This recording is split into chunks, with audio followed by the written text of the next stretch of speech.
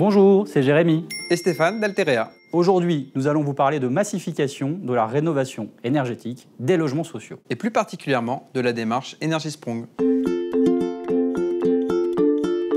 En France, la rénovation énergétique des logements est une priorité nationale. La massification, par définition, permet de rénover un nombre important de logements dans des coûts optimisés et des délais réduits, avec un impact carbone faible et une baisse de charge à la clé pour les locataires. Pour massifier, il existe plusieurs démarches, dont la plus avancée est Energiesprong. C'est une démarche qui s'appuie sur un cahier des charges ambitieux pour massifier la rénovation à partir d'une organisation industrielle.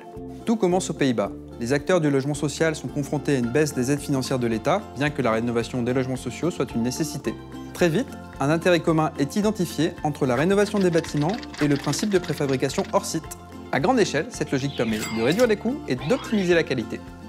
Plusieurs bailleurs néerlandais ont regroupé leur patrimoine de même typologie pour disposer d'un nombre conséquent de logements, permettant d'industrialiser la rénovation. En France, le contexte est similaire aujourd'hui, avec une baisse des financements instaurée par la loi Elan en 2018, mais des objectifs toujours aussi forts pour la mise en œuvre de la transition énergétique et écologique des bâtiments.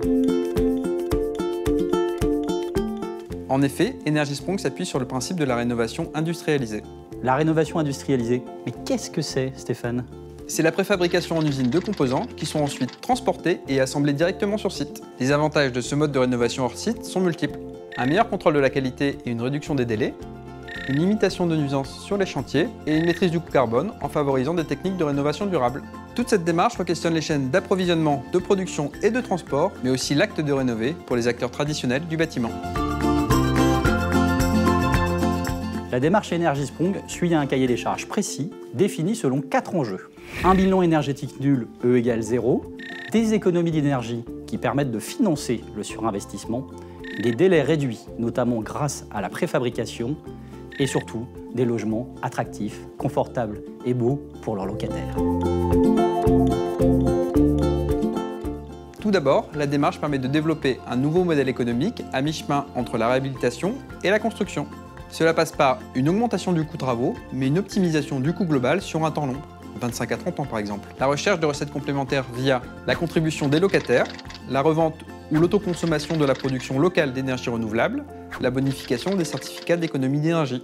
De nouvelles filières industrielles et économiques se tournent vers ce nouveau marché. C'est l'occasion de rapprocher deux mondes différents, l'industrie et le bâtiment, avec davantage de production hors site et une meilleure maîtrise de la qualité. Plusieurs projets existent à des échelles différentes, dans les Hauts-de-France, en Pays de la Loire et en Bretagne. D'autres sont en train de voir le jour. L'USH Pays de la Loire a par exemple créé sa centrale d'achat MACH en s'appuyant sur la démarche Energiesprong pour rénover une partie du parc bâti des bailleurs de la région. Ceux des régions Auvergne-Rhône-Alpes et Hauts-de-France organisent eux aussi en ce moment la mise en commun de leur patrimoine. Ce n'est pas tout, la démarche s'étend également aux bâtiments tertiaires, notamment aux écoles. Alterea Group participe à la démarche Energiesprong en France depuis ses débuts. Évidemment, nous pouvons vous accompagner à chaque étape de votre stratégie de massification en tant qu'AMO, maître d'œuvre et contractant général.